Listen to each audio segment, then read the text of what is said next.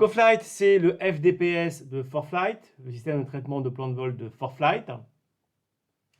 Et qu'est-ce qui change entre CoFlight et l'équivalent COTRA, qui est le STPV en tandem avec le STIP?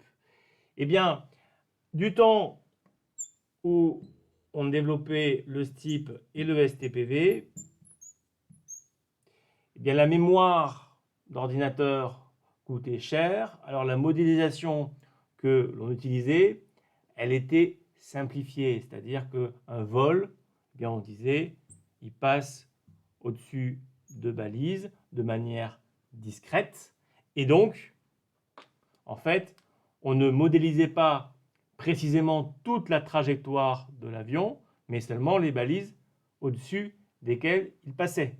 De la même manière, on ne modélisait pas la forme réelle d'un secteur,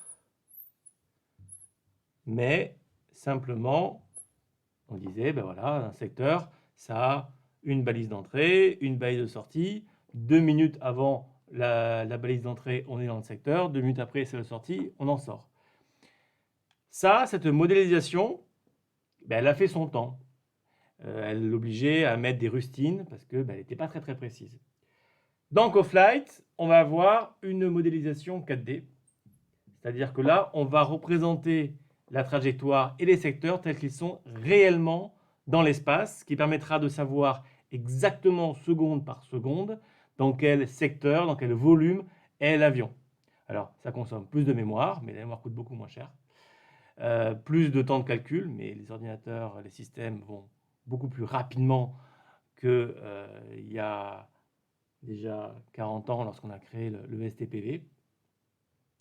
Et cette modélisation volumique nous permettra également d'être raccord avec ce qui se passe dans les autres FDPS des autres ANSP européennes.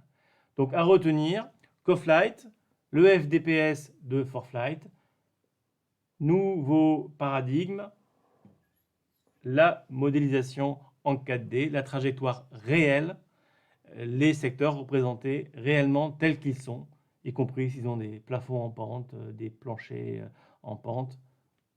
Une vraie modélisation, ce qui permet de savoir exactement à chaque seconde où est l'avion.